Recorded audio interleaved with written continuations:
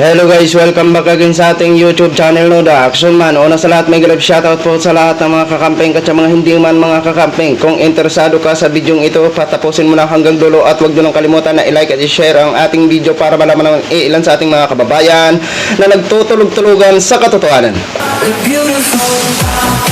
So muli na nagbabalagang nag-iisa yung host na si The Action Man para magbigay ng komentaryo at reaction sa mga mainit ng issue ng bayan.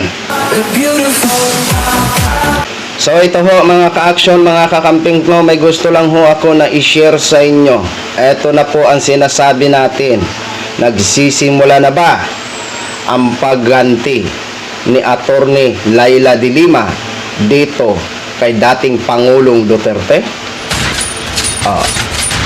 Ito po mga ka-action ha, matapang at diretsahan na sinabi at itinuro mismo ni Attorney Laila de Lima na ito si dating Pangulong Duterte ay isa sa mastermind. At ginaya ni dating Pangulong Duterte nung siya ay mayor pa sa Davao ang AGK at ginaya niya nung siya ay presidente ng Pilipinas. Yun nga po, nagkaroon ng war on drug mga ka-action, mga kakamping. At sinabi pa ni Attorney Laila de Lima na marapat lang na usigin siya ng ICC. At sinabi pa ni Attorney Laila de Lima na dapat siya ay mabulok sa bilangguan. Pero bago po natin ipagpatuloy ang ating komentaryo at reaction, panoorin po muna natin ang naging pahayag ni Attorney Laila de Lima. I'd like to begin by saying that there is no doubt in my mind that former President Rodrigo Duterte is the mastermind, as he was the instigator and inducer of the drug war killings. The drug war was implemented as an official Duterte program of government when he assumed office as president. This is undeniable, since Oplan Double Barrel is a well-documented official PNP operation plan. The consequent extrajudicial killings were also intentionally and deliberately carried out as part and parcel of Oplan Double Barrel upon Duterte's orders as President and Chief Executive from 2016 to 2022. These killings constitute a systematic attack on civilians and considered as a crime against humanity under international humanitarian law. For his crimes against humanity, both as Davao City Mayor and Philippine President, Duterte should be prosecuted and convicted by the International Criminal Court and spend the remainder of his life in prison. We all know that there is an ongoing ICC investigation. Any investigation of the past administration's drug war necessarily has to go back to the origins and history of the Davao Death Squad from its inception in 1988 up to 2016. This is because the 2016 to 2022 drug war is a mere offshoot of the DDS experience in Davao. What basically happened was that the systematic extrajudicial killings perpetrated by then Mayor Duterte and the PNP of Davao, specifically the Heinous Crimes Section of the Death Investigation Division of the Davao City Police Office, or HCS-DID DCPO, from 1988 to 2016 were simply replicated at the national level when President Duterte assumed the presidency and launched a national drug war.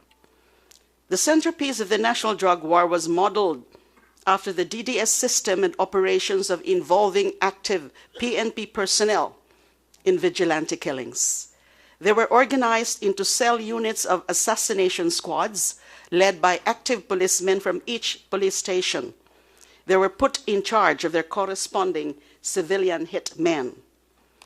In the national drug war, this was replicated by appointing certain DDS policemen from Davao to depressed urban areas in Metro Manila and other cities in the country. They were transplanted from Davao to Metro Manila to organize what can only be characterized as another version or local DDS chapters in every city for purposes of carrying out the systematic identification of targets and their summary execution either in non-laban operations or by riding in tandem vigilantes. However, unlike in Davao, where there was no shortage of civilian hitmen recruited either from rebel returnees or small-scale miners from Diwalwal, the riding in tandem vigilantes in the National Death Squads, perhaps not all, are simply policemen in plain clothes. Some of them may be civilians, but recruited, coordinated with, and paid by the police to kill. During the 2009 CHR investigation on the DDS, the names of Edgar Matobato and Arturo Las Cañas already came out and were identified as members of the DDS, together with the other members of the heinous crime section of the DCPO. If you will remember, I was the one who presented Matobato in the Senate drug war inquiry in August 2016. Unfortunately, the House then did not yet have its counterpart inquiry on the drug war then. As far as I know, this is the first one. The House was then busy with the inquiry on the Bilibid drug trade and on my personal life. After I presented Matobato, the members of the heinous crime section of the DCPO were summoned to the Senate hearing for his identification, for Matobato's identification. He did not have to identify each one of them because every single one of them admitted that Matobato could identify them, including Arturo Las Cañas. Because I presented Matobato in the Senate inquiry, and I think you know this, I was removed as chairperson of the Senate Committee on Justice and Human Rights.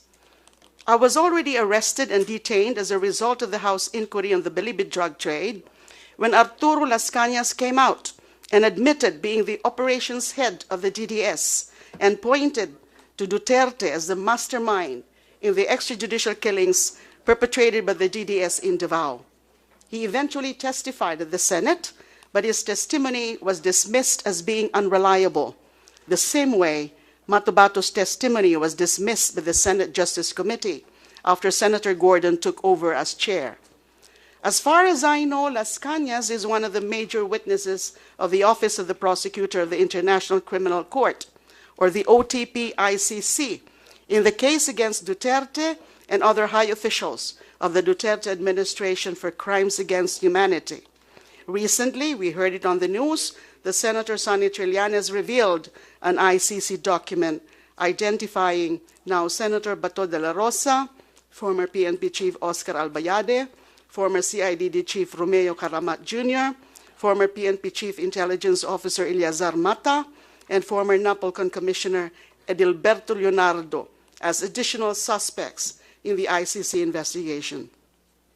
Compared to the ICC investigation of the drug war killings by the local authorities led with the DOJ has barely scratched the surface.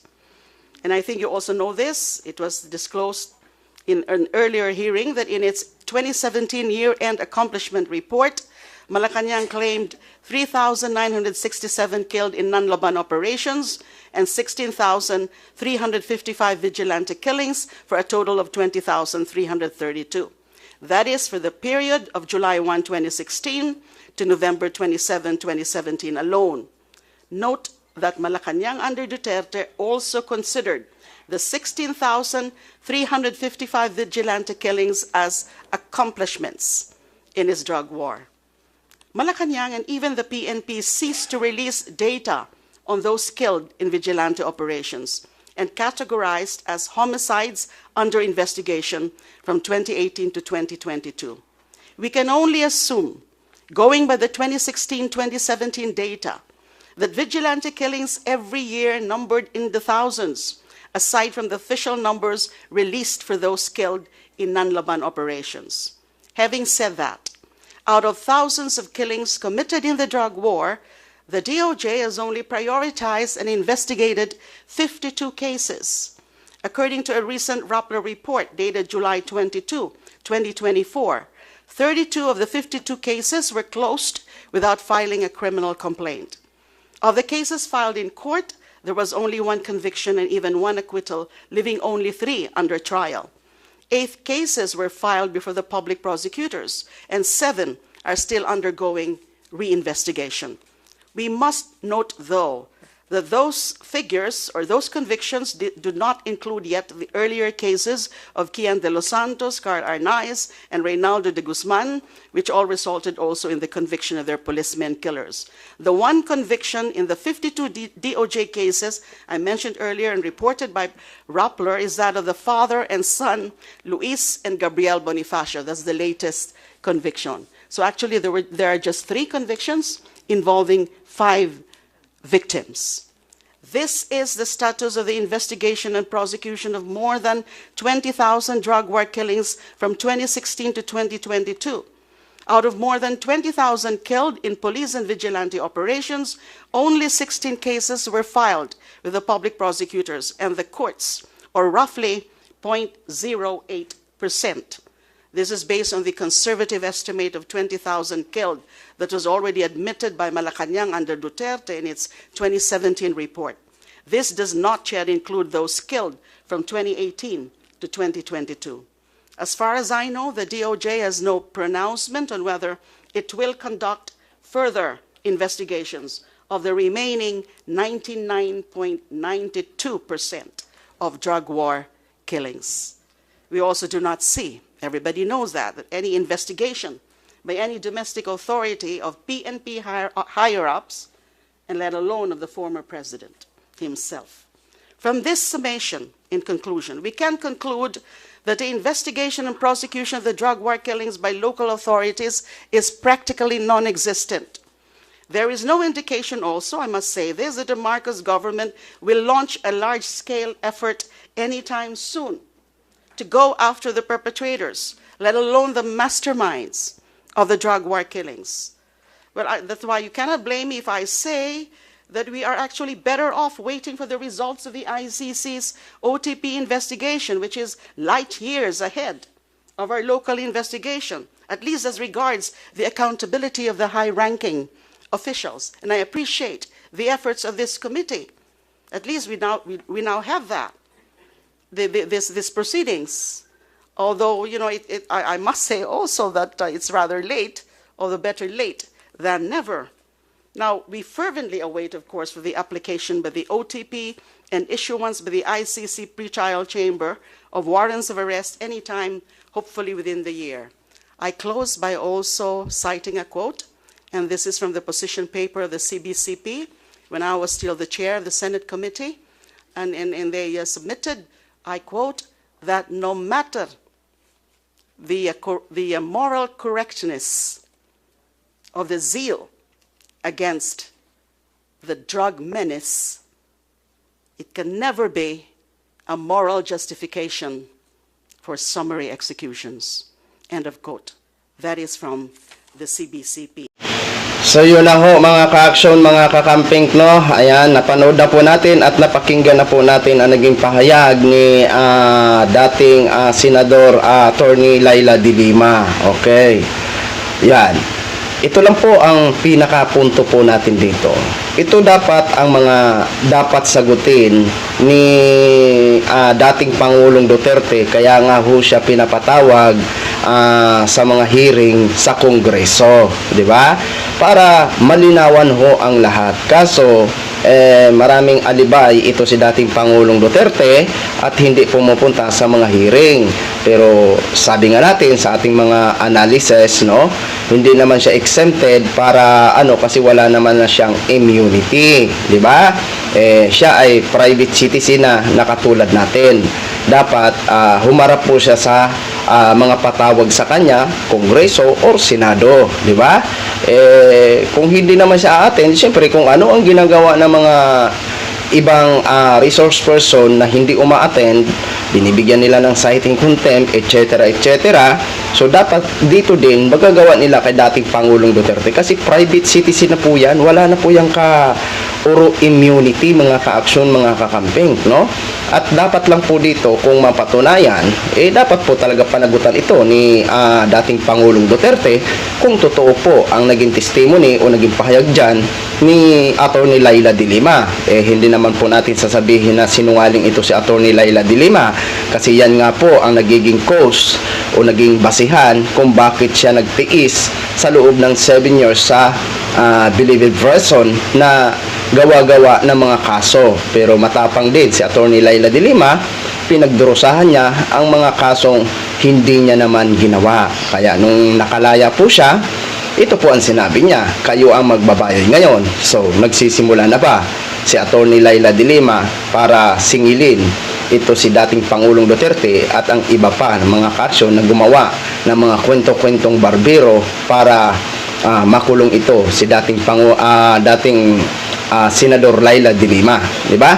At matapang din na sinabi ni Attorney Laila de Lima sa isang mga past na mga ambush interview na tutulong siya o makipag-coordinate siya sa investigasyon ng ICC.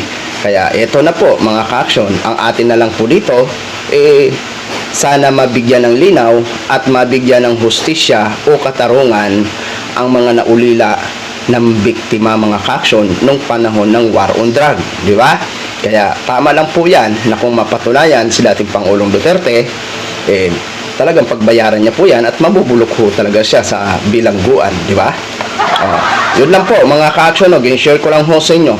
Maraming salamat po sa ating mga viewers Luzon, Visayas, South Mindanao, all over the world. Ako po ang inyong lingkod, si The Action Man. Good morning everyone. The beautiful